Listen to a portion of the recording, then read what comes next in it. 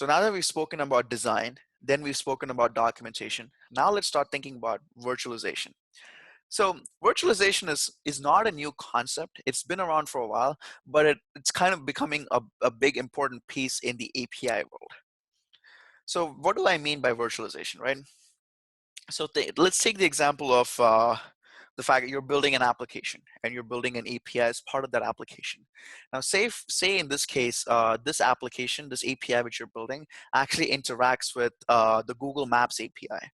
Now, the Google Maps API, even though it's public, they have rate limited their public API. Now, in your system, when you actually want to, when you're still in the development phase, you want to make sure that you're testing these APIs for under high load. So you cannot keep hitting the publicly available Google API, because remember, they have a rate limit, and they will essentially be charging you once you hit that rate limit. So this is just an example, of course, where now instead of using the Google Maps public API, you can actually virtualize the data which was supposed to be hitting Google Maps. Instead, you can actually have the data locally stored using virtualization, and allow you to actually perform some great comprehensive tests to your existing API. The other, of course, example is instead of waiting for the backend team to go in and build out the entire backend logic for the front-end teams to start consuming them, you can actually have mock data once your definition is created, so that different teams can actually start working on this without any dependency. So this is just an example of service virtualization. And it's not just seen in APIs, of course. It's seen all across the board, as I'm showing you: devices, databases, networks. It's all over the place.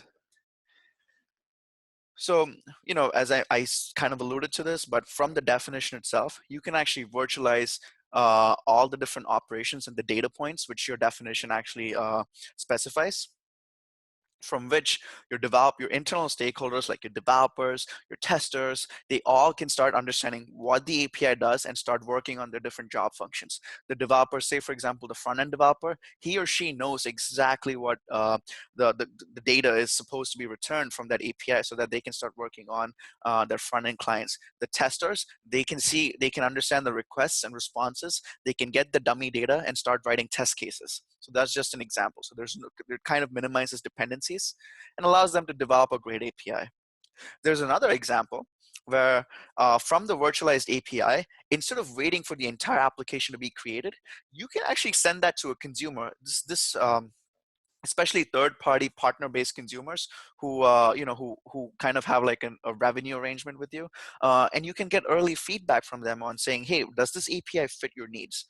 You can get that early feedback. You can iterate on that feedback in a very agile way and build out a solid API which everyone loves.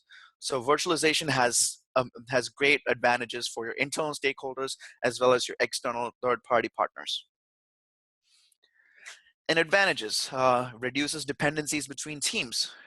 It allows you to work in parallel, because once you've reduced any dependencies, different teams can actually start working together simultaneously without much dependencies between them. And finally, of course, faster prototyping.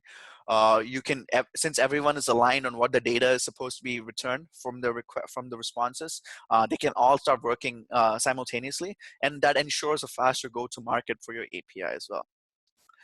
SmartBear specifically has a product called Service Virtualization, Service Pro, that allows you to do all of these things, create virtual services really fast, either locally or on the cloud itself, and really virtualize APIs and databases with almost little to nothing configuration. Right?